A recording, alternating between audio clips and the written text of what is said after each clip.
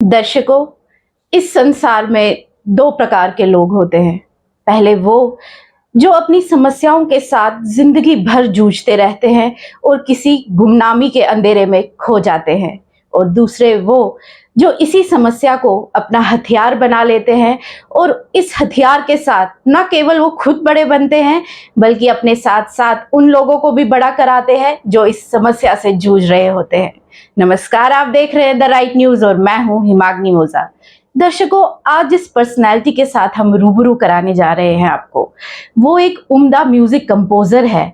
उसके साथ साथ फॉर्मली वो एक डार्क रूम टेक्नीशियन थे स्किम्स में, और currently he is working as a organizer in Kalpana Kala Kendra, जहां वो डिसेबल पर्सन्स को फ्री में जो है वो सिखाते हैं। जी हाँ, मैं बात कर रही हूँ वीरेंद्र लंगू जी की। नमस्कार सर, सबसे पहले तो आपका स्वागत है द राइट न्यूज में। थैंक यू सर, ये जो म्यूजिक कंपोजर आप हैं, ये आपको ये शौक बचपन से था, ये कैसे आपके जीवन में आया? वैसे बचपन से म्यूजिक कंपोजर का शौक नहीं हो सकता। हाँ, म्यूजिक के साथ वाबस्ता हुआ मैं जी 11 साल की एज में जी। ठीक है, वो तो एक शुरुआत जो थी वो एक कंपल्शन थी जी, क्योंकि मैं खुद विजुअली इम्पेयर्ड हूँ। तो घर में जब इलाज वगैरह चलवाते थे वहाँ एम्स से या इलाहाबाद से, तो मेरे जो छोटे वाले अंकल थे उन्होंने मेरे दादाजी को बोला, हम इलाज तो कर रहे हैं, सही बात है, करना चाहिए, मगर कुछ न कुछ साथ साथ सिखाना चाहिए, पढ़ाना चाहिए। बिल्कुल। मगर ये 1973 की बात है। उन दिनों कश्मीर में क्या पूरे जे.एंड.के में इतना लोग अवेयर नहीं थे क्या क्या करा सकते जी। तो एजुकेशन का तो सवाल ही नहीं था। बिल्कुल। हाँ, बहुत सारे लोगों ने पढ़ा था, उसके भी अलग अलग हालात थे, कैसे पढ़ा उन्होंने, क्या माहौल बना, तो मतलब इतनी अवेयर लोग नहीं थे। तो मुझे म्यूजिक सिखाने के लिए भेज दिया गया। तो शुरुआत जब मैं गया मुझे अच्छा नहीं लगा।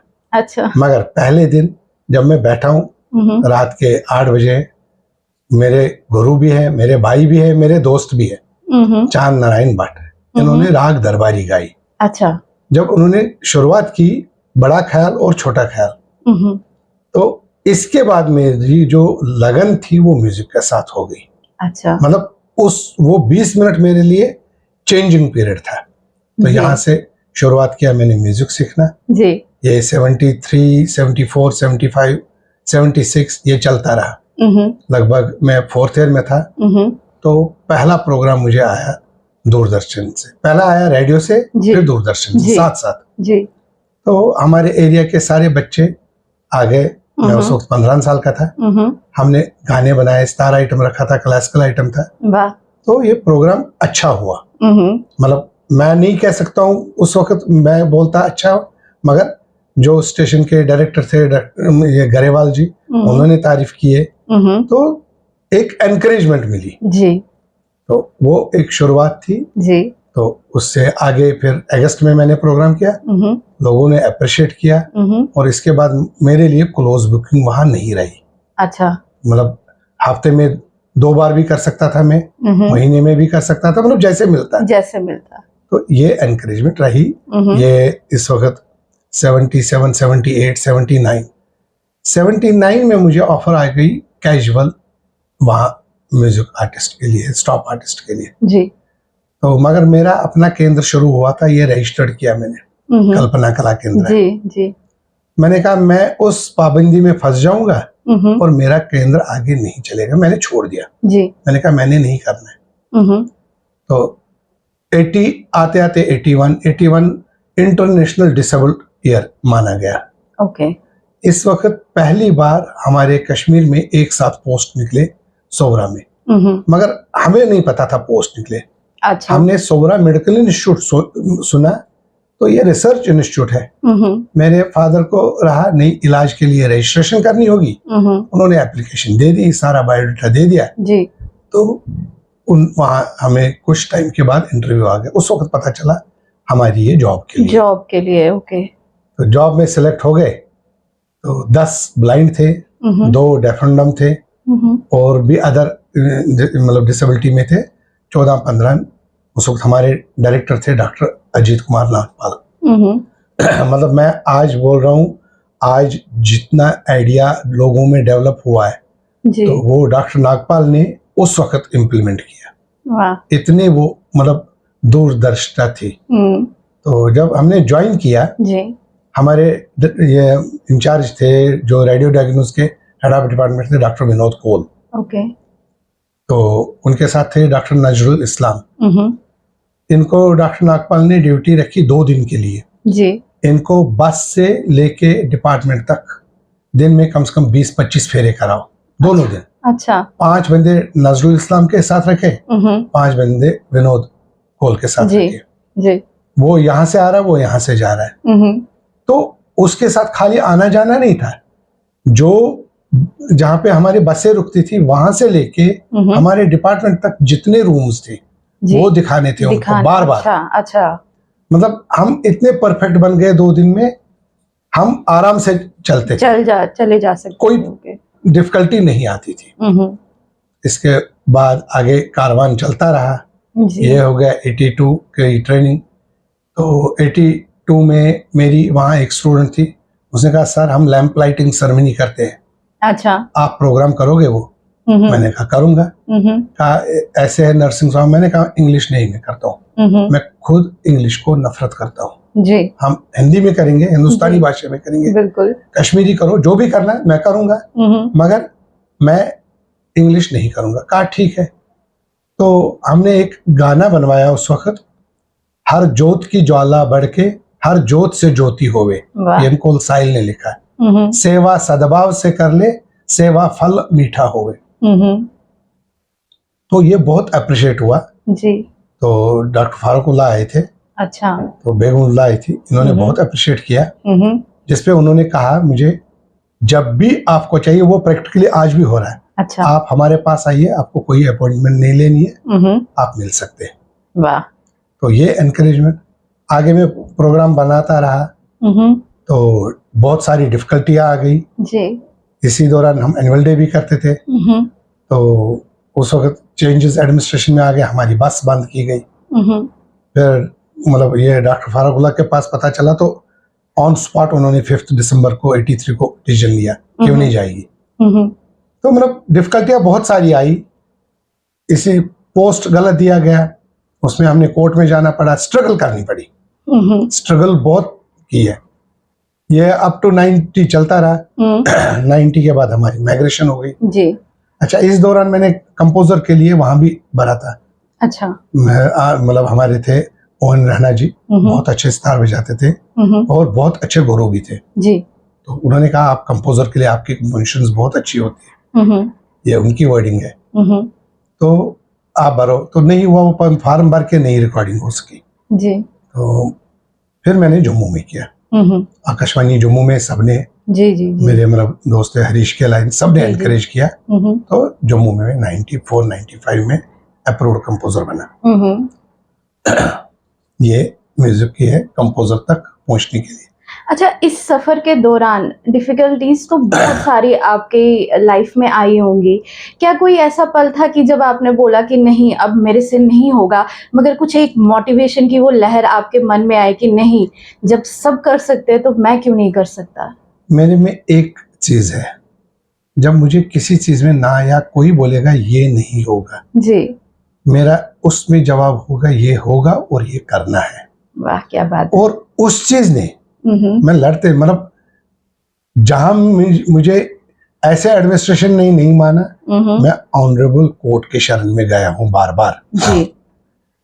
और उसका रिजल्ट कोर्ट ने अच्छा दिया। ये नहीं कोर्ट गलत नहीं देता है, ना कोर्ट सिंपैथी लाता है जी, कोर्ट सही मानों में सही डिसीजन देता है जी। ये बहुत हमारे देश में कोर्ट का बचाव है, अगर कोई गलत होता तो कोर्ट जैसे उसमें हमें मदद करता है अगर हम सही होंगे जी। अगर हम सही नहीं होंगे तो कोर्ट उस वक्त हमें नहीं मानेगा। बिल्कुल। तो यहाँ तक जो भी मैंने लड़ाई की वो कोर्ट ने माना जी।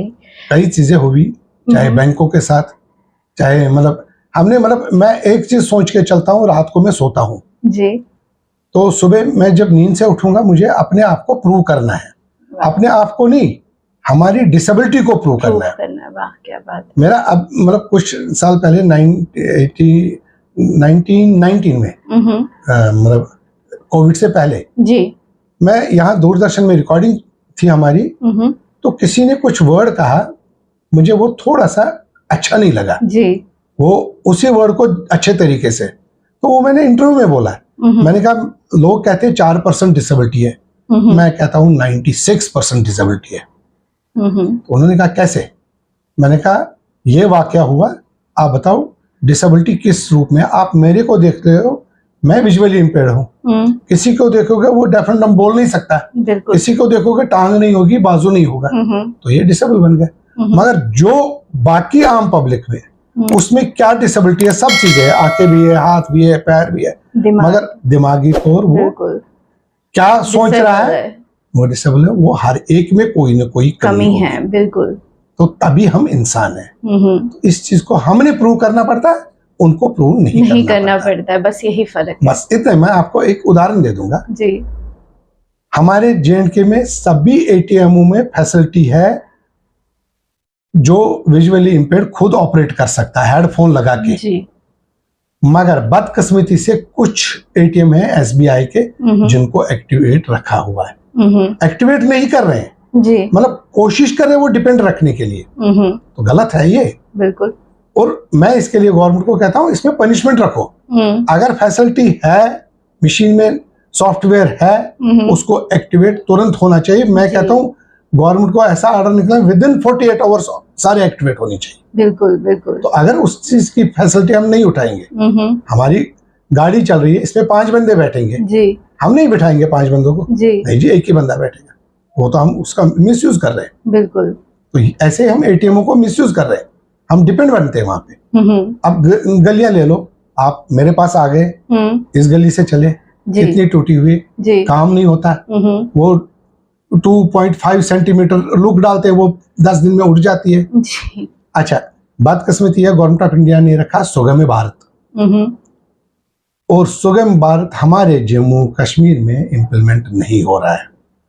ये बहुत बड़ा दुख होता है जी। कहीं पे इम्प्लीमेंट नहीं है, क्यों, कहाँ है? मतलब कम से कम कुछ मीटर रखा है जहां डिसेबल रहते होंगे, वो रोड ठीक होनी चाहिए, आप यहाँ से जाके दिखा सकते हैं क्या रोडों की, यहाँ गलियों की हालत है। आप उस चीज को भी छोड़ दीजिए।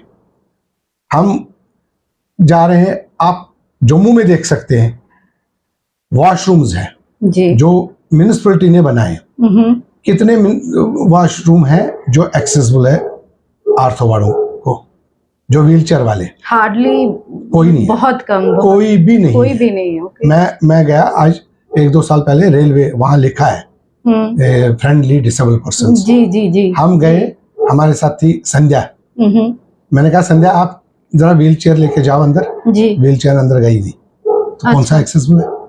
बिल्कुल। अच्छा, हमारा नेशनल हाईवे है, ये नेशनल हाईवे है, national highway authority of India की, यहाँ से कश्मीर जाओ आप, कितने भी वॉशरूम है उनमें कम से कम 8-8, 10-10 पौड़ियां नीचे उतरना, व्हीलचेयर वाला क्या करेगा जी जी। आप मेल के लिए छोड़ो, फीमेल का बताओ के लिए, बिल्कुल। तो कितनी प्रॉब्लम हो रही, इस चीज के लिए फंड्स निकलते हैं, क्यों नहीं हो रहा? अभी आपको मैं यहाँ थोड़ा सा उदाहरण दे दूंगा, हॉल बने हैं, केएल सहगल हॉल, आप सबने देखा होगा जी, 2.5-3 फुट का है वो स्टेज जी, दोनों तरफ से पौड़ियां चढ़ती है, 3-4 पौड़ियां, बिल्कुल, क्यों नहीं एक तरफ से रैंप है, वो 19 के बाद बना जी। मेरा एक ही क्वेश्चन है अथॉरिटी से, वो उसकी बिल कैसे पास हो गई? सुप्रीम कोर्ट की गाइडलाइन से नहीं होना चाहिए, उसके बाद कैसे वो बिल पास हो रही है? क्यों नहीं वो ठेकेदार को बोल रहे हैं ये बना के दे दो? बिल्कुल, क्योंकि आजकल हर जब कोई नई बिल्डिंग का नक्शा बनता है, सबसे पहले डिसेबल पर्सन को दिमाग में रखते हैं। मैंने एक ही जगह देखा, मैं खुश हो गया जी। अभी कुछ थोड़ा प्रॉब्लम आ गई थी, मैं गया, मीडिया वाले भी साथ थे मेरे, हम गए RTO ऑफिस, अच्छा, और मैं था क्रोध में, लाइसेंस के लिए किया था, 8-9 महीने ना लाइसेंस निकले ना प्रिंट हो रहा है जी, खाली मैसेज आ गए ओके जी। मैं गया, क्रोध था मेरा, मैं 2 बार गया था, मुझे ऊपर अंदर जाने ही नहीं दिया, फिर मीडिया वाले मेरे साथ थे, तो जब मैं गया तो हम गए, जब मैं उनके साथ ऊपर चढ़ा, फर्स्ट देखा रहा, मेरा आधा क्रोध पहले ही खत्म हुआ जी। मैं खुश हो गया जी। क्यों? क्योंकि उन्होंने सोचा इस बारे में। सोचा नहीं सोचा मगर बनाई थी। बिल्कुल। अच्छा, अब वहां की रैप देखो वो अच्छी बनी है, मैं उसको अप्रिशिएट कर रहा हूँ। अब नेक्स्ट देखो, बहुत बड़ी बिल्डिंग है, वो हो गया जहां पे सबसे पहले सही होना चाहिए, सुपर स्पेशलिस्ट हॉस्पिटल। जाओ, अगर उस पे रैंप पे व्हील चेयर वाला चढ़ सकता है, कमाल मानूंगा। 2 बंदे होने चाहिए पीछे, अगर बाई चांस छूट गया तो वो पीछे से सिर पटक जाएगा उसका। इसका एक रूल है, कितना पर फुट कितने इंच इसकी ऊंचाई जानी चाहिए, वो नहीं करते ये चीजें। तो इसलिए बहुत दुख होता है। आरपीडब्ल्यूडी एक्ट है, ये लागू हो गया, नोटिफिकेशन हो गई 15 मार्च 2021 को जी। फिर बहुत कोशिश करके तो इन्होंने फिर से कमिश्नर फॉर डिसेबिलिटी बनाया, मगर आज तक भी हमें इंफॉर्मेशन न पता है कितने जजमेंट उसने दी जी। क्योंकि उसमें मैंने बार बार गवर्नमेंट को बोला है, कई मेमोरेंडम हमने दिए गवर्नर साहब को भी, ये चीफ कमिश्नर फॉर डिसेबिलिटी होना चाहिए या जो लॉयर हो, जो रिटायर जज हो, जो रिटायर आईएएस ऑफिसर हो, इसको आप दे दीजिए 3 साल। क्योंकि अगर आईएएस ऑफिसर किसी को कोई जजमेंट भी दे दे तो जो भी वर्किंग आईएएस ऑफिसर वो जूनियर होगा, उसको इंसल्ट नहीं होगी। बिल्कुल। ये सिंपल ग्रेजुएट है जो मेरे आईआरटीआई में जवाब दिया गया है जी। ठीक है जी। तो ये कौन सी जजमेंट दे देगा किसी आईएएस? ये अपने कमिश्नर को दे सकता है? शीतल नंदा इसकी कमिश्नर है, ये उसको कोई चीज बोल सकता है? नहीं। तो नहीं बोल सकता क्योंकि गलत है पहले। और खाली कमिश्नर नहीं होना चाहिए। मुझे अगर एक बार दिखाएंगे एक हफ्ता जो कमिश्नर है वो आंखों पे पट्टी बांध के सारे इसमें चले स्टिक लेके, बिल्कुल, तब मैं मानूंगा प्रैक्टिकल। क्या वो व्हील चेयर लेके टांगों को बंद रखे चले, व्हील चेयर लेके मैं देखूंगा वो चल सकते हैं? नहीं चल सकते। और इस कमीशन में होने चाहिए 3 member, visually impaired, deaf and dumb और जो व्हील चेयर वाले हो, जिनको जो रियलाइज करे हमारे लिए सही है, डिसीजन सही हो रहे कि नहीं हो रहे। क्योंकि वही बता सकते हैं कि सही क्या है, क्योंकि वो इंसान नहीं बता सकता जो इस चीज से गुजर नहीं रहा हो। अच्छा, दूसरा मसला जो मेन है, रेलवे वालों ने किया है ई रजिस्ट्रेशन, जो हम घर से ऑनलाइन टिकट कर सकते हैं। जी। इसमें होना चाहिए यूडीआईडी कार्ड, जो यूनिक डिसेबिलिटी कार्ड है, ये होना चाहिए, इसी पे होना चाहिए टिकट। अब अगर वो रजिस्ट्रेशन कर रहे हैं जी, वो उसका मांगे खाली यूडीआईडी, अगर बाकी डॉक्यूमेंट्स में वो हमारे कमिश्नर फॉर डिसेबिलिटी इसको जमा करनी चाहिए पेपर, और हम सब के लिए वहां से रजिस्ट्रेशन लेके कार्ड आनी चाहिए। हर 3 महीने में एक बार ये अपने रिप्रेजेंटेटिव को भेजे, और ये सीएमओ को बोल सकते हैं अगर इनको फिर से चेकअप करना ऑन स्पॉट ये फोटो खींचे, कोई प्रॉब्लम, आजकल मोबाइल फैसिलिटी है बिल्कुल, तो सारे डॉक्यूमेंट्स बना के हमें ई रजिस्ट्रेशन, क्योंकि एक जब बंदा जाता है फिरोजपुर, उसको 4 से 5 हजार रुपया आना जाना लगते हैं जी, और तब वहां काम होगा, तब तक क्यों नहीं? मैंने 3 बार मतलब भेजे पोस्ट, मेरा वापस आया, मुझे रिप्लाई कोई नहीं आया, वापस आ गया फिरोजपुर से। एक बार आया, उस पे छेद करके, जैसे पासपोर्ट कैंसिल होता है उसको ऐसे ही छेद किया था जी। तो वहां क्या होता है, दे दो 1000-2000। अच्छा।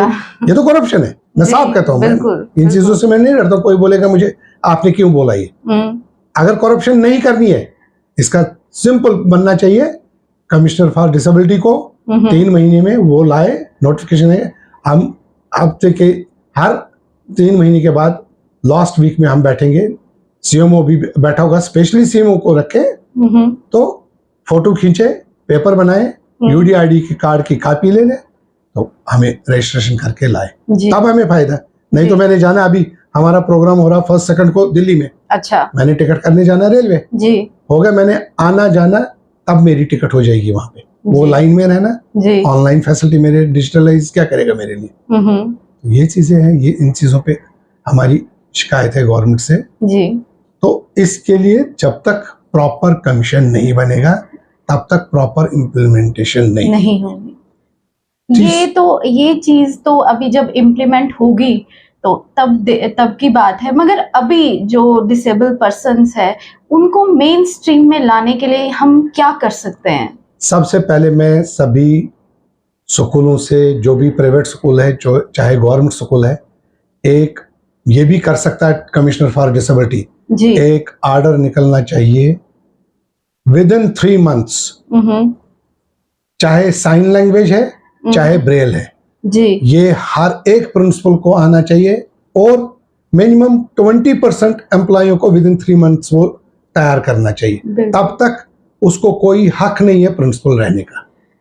वीरेंद्र जी, मुझे ऐसा लगता है कि टीचर और ये प्रिंसिपल के साथ साथ अगर स्टूडेंट्स भी, अगर उनके सिलेबस में ये चीज हो, क्योंकि नहीं, मेरे ख्याल से सिलेबस में रखा हुआ है, जैसे साइन लैंग्वेज भी है बुक्स में, मगर प्रॉब्लम कहाँ पे है, सब जगह चलता है ये सही है अदर से धंधा है। वो हो गया बुक्स जो है जो सीबीएसई रिकमेंड करता है जी। वो सीबीएसई स्कूल सारे नहीं लगाते, 9-10 से लगता है जी। ठीक है। अब यहाँ का कल कोर्ट ने रिफ्यूज किया जो स्टेट बोर्ड के साथ है, उन्होंने रिट की थी हम लगाएंगे अदर, उन्होंने कहा नहीं, जो स्टेट बोर्ड दे देगा उसमें है ये सिलेबस में, क्लास मुझे पता नहीं है मगर उसमें है, मगर तभी उस होने का फायदा है ही नहीं, क्योंकि मैंने नहीं कहीं किसी स्कूल में देखा। नहीं वो पहली बात है, आजकल बुक्स है, मैं आपको मतलब अगर आप बाद में डिटेल चाहोगे मैं आपको बताऊंगा किस क्लास में है जी। तो, मगर उसकी प्रॉब्लम क्या है तब वो इम्प्लीमेंट हो सकता है। आपके सामने मैं दे दूंगा ब्रेल, आप एज अ टीचर पढ़ाओ, क्या पढ़ा सकते हो उसमें, जब तक टीचर को खुद नहीं सीखूंगी है ना, जब तक आपको बिल्कुल। अब आपको मैं बोलूंगा डेफ एंड डम वाले को बहुत सारी प्रॉब्लम है, आप उनका इंटरव्यू कैसे करोगे जब तक मुझे वो साइन लैंग्वेज नहीं आएगी, मैं तो उसके साथ कम्युनिकेट ही नहीं कर पाऊंगी। बहुत सारी प्रॉब्लम है। मैं आपको कुछ बातें बताऊंगा जो मैंने बार बार एक इशू उठा रहा हूं, मगर जिस पे आम समाज को भी सोचना चाहिए, और यहाँ पे मैं अप्रिशिएट करता हूं जो फीमेल है, क्योंकि आप देखोगे 99% डिसेबिलिटी में फीमेल्स जो है वॉलंटियरली मैरिजेस की है जी, क्योंकि वो उनमें कैपेसिटी है, वो बर्दाश्त करते हैं, वो हर एक चीज करते हैं वाकई। मगर आपको मैं ऐसे दिखाऊंगा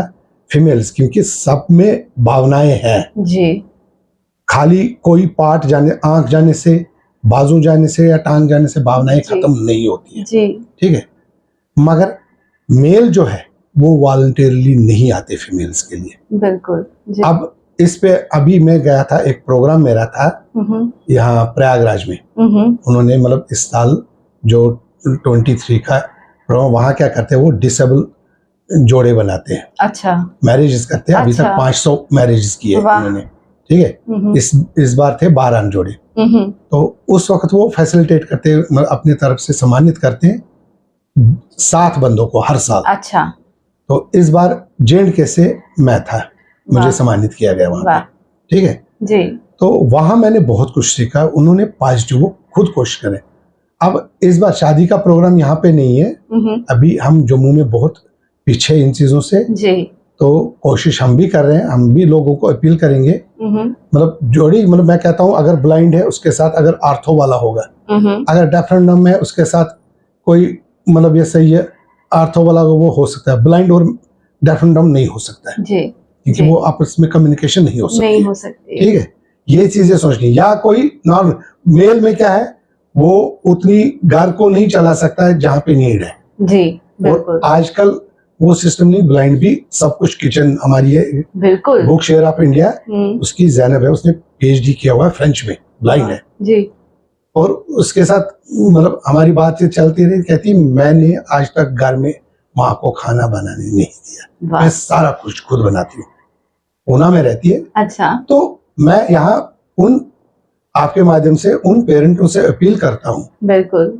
आप जो भी डिसेबिलिटी है उसको डिस्करेज नहीं कीजिए, वाकई में, क्योंकि डिसेबिलिटी बाय बर्थ भी हो सकती है, और अगर लोगों के मन में है नहीं हम क्यों करेंगे, और मैरिज की 10 साल के बाद भी किसी 2 में से डिसेबिलिटी हो सकती है, बिल्कुल, किसी भी कारण, किसी को पता नहीं है क्या होता है जी। अभी मेरे वो इस वक्त स्केल 2 अफसर है जी, उसको 35 एज में विजुअली इम्पेयर्ड बन गए जी, 2 बच्चे उसके हुए थे जी, ठीक है जी, तो उसके बाद वो एग्रीकल्चर में, वो कहते हैं मुझे जब मैं हो गई अचानक, मतलब पहले से प्रॉब्लम आ रही थी, मगर जब आईसाइट खत्म हो गई, दूसरे दिन जब वो गया तो उसको एक कह रहा आप क्या करोगे एग्रीकल्चर में, अब तो अंधे बन गए जी। कहता मैंने रोया।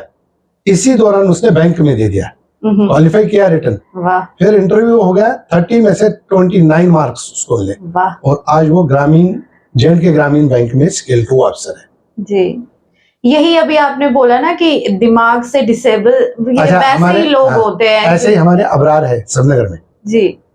2015 में उन्होंने टेक्नोलॉजी यहाँ इंट्रोड्यूस की, चाहे लैपटॉप हो चाहे ये मोबाइल हो, तो वहाँ क्या लोग करते हैं, वो उसका ग्रुप जो है वहाँ पे वो हर संडे को बैंक में लगे, वो भी जी कैशियर कम क्लर्क है जी। तो संडे को निकलते वो 3-4 लड़के स्टिक लेके और जाते डिफरेंट रूटों पे।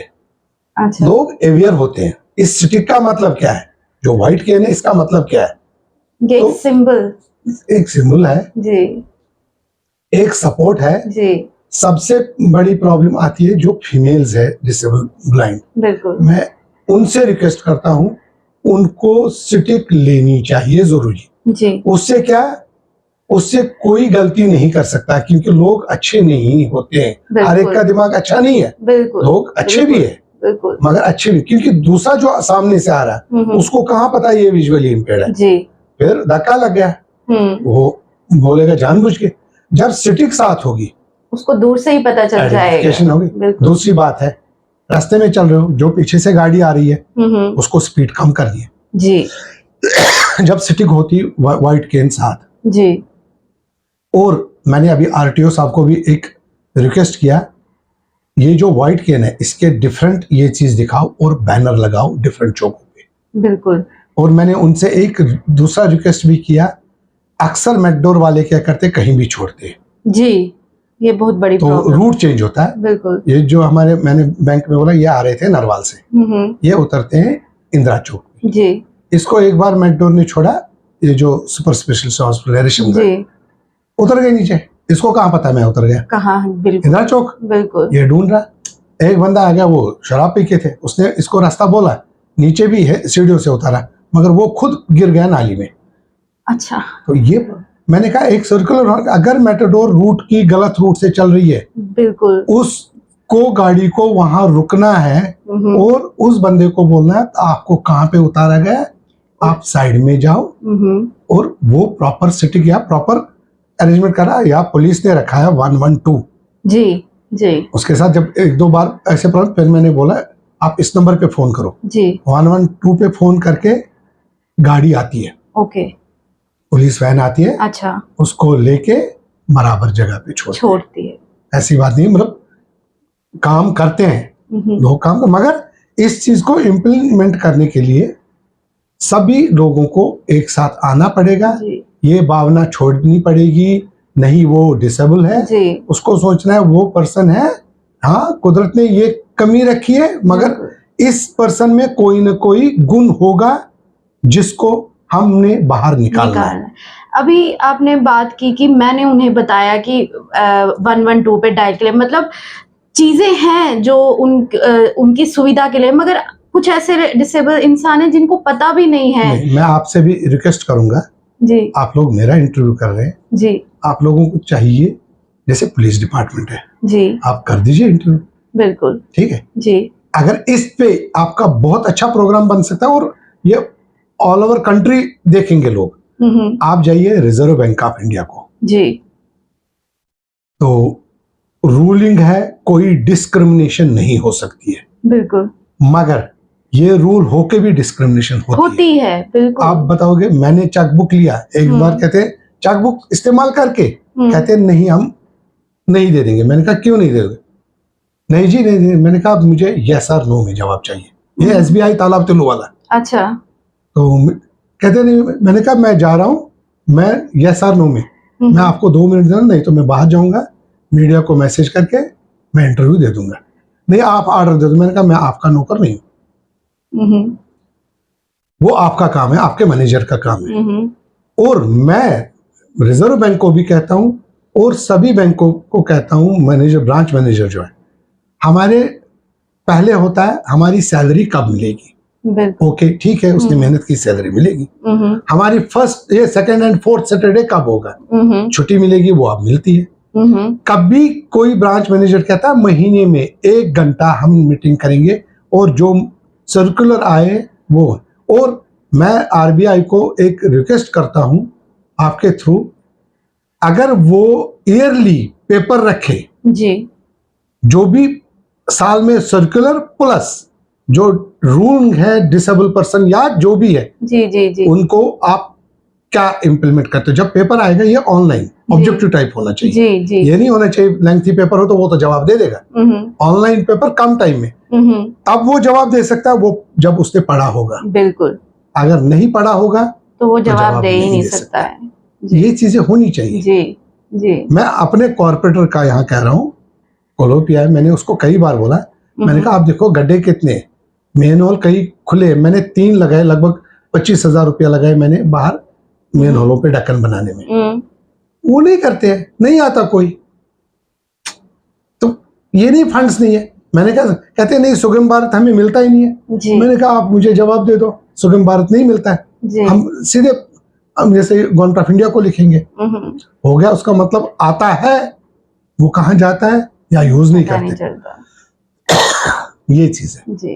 तो बहुत अगर इस पे जाएंगे ना आप, ये बहुत वास्ट है और घंटों इस पे डिस्कशन, मगर इसमें आपके थ्रू में हर एक चैनल को जो भी बहुत मीडिया का इसमें सपोर्ट मिल रहा है, तो मैं सबको बोलूंगा इनको वीकली कम से कम 10 मिनट का ऐसा प्रोग्राम करना चाहिए। बिल्कुल, ऐसे खाली इंटरव्यू नहीं, आप मतलब आपने किया प्रोग्राम, आप यहाँ से जाके वीडियो क्लिप ले लो पूरे इस गली को जी कैसे है जी, तो कैसे चलेंगे, स्टिक कैसे हम इस्तेमाल करेंगे। जब हम स्टिक इस्तेमाल करते हैं तो उसके 2 तरीके के साउंड आती है जी। एक कच्चे पे जब देते हैं लेफ्ट साइड, और जब जो पक्के रोड पे पक्का होता है राइट, उसकी अलग साउंड आती है जी। जब रोड ही नहीं है तो किस पे आएगा, किस पे आएगा? सही बात, ये चीज है। तो इसमें सबको मिलके, सबको एक साथ होके तब इस चीज में हम सक्सेसफुल हो सकते हैं। बिल्कुल वीरेंद्र जी, शुक्रिया अपना इतना कीमती समय हमें देने के लिए और हमें इन डिसेबल पर्सन की समस्याएं और उनका क्या समाधान हो सकता है ये सब बताने के लिए। पर एक आखिरी सवाल तो मैं नहीं कहूँगी, पर मैं कहूँगी कि हमारे चैनल के माध्यम से आप उन डिसेबल पर्सन को कोई एक संदेश ऐसा दो जो अपने जीवन से सिर्फ इसलिए हार मान चुके हैं कि उनके जीवन में बस एक इतनी छोटी सी कमी है। मैं इतना बता के चलता हूँ, लोग कहते हैं फलानी फेल हो गया जी, तो हमारे मोदी जी ने भी बोला फेल नहीं होता, वो सक्सेसफुल होता है जी, क्योंकि उसके बाद उसके लिए काम ज्यादा दिल से करते हैं। बिल्कुल, अगर हमारी कहीं नाकामयाबी होती है उसको कामयाब करने के लिए हमने आगे और ताकत से चलना है। बिल्कुल, और ये सोच के मैं लड़ रहा हूँ, मैं रिटायर हो गया, मेरा पेंशन है, मुझे कोई ये टेंशन नहीं, मगर मैं सोच रहा हूँ मैंने जो डिफिकल्टियां अपने लाइफ में फेस की वो आगे हम ये नहीं कह सकते नहीं जी कोई डिसेबल पर्सन नहीं होगा, वो तो कायनात को चलाना है, उस कुदरत को, उसको अगर वो कुदरत नहीं दिखाएगा ये चीजें तो फिर हम भगवान को भी नहीं मानेंगे। वाकई में ये फैक्ट है जी। तो इसलिए उनसे मेरी एक ही विनती है, आगे चलो, डरो नहीं। बिल्कुल, डरने का काम नहीं है। हम डरने से हम सोचेंगे हम ये काम करने से कहीं हम मर नहीं जाएंगे, मरता है एक बार इंसान, बिल्कुल, मगर डरता है इंसान हजारों बार। उस डर को छोड़ो जी, डर को छोड़ के हम आगे चलेंगे और तब ये काम होगा। शुक्रिया, शुक्रिया इतना कीमती समय देखने के लिए। तो दर्शकों, ये थे वीरेंद्र लंगू जी। आगे भी आपको ऐसी पर्सनालिटी से मिलाते रहेंगे, तब तक के लिए बने रहे हमारे साथ। तब तक के लिए मुझे और मेरी वीडियो जर्नलिस्ट प्रिया भट्ट को दीजिए इजाजत। लाइक कीजिए, सब्सक्राइब कीजिए, शेयर कीजिए। नमस्कार।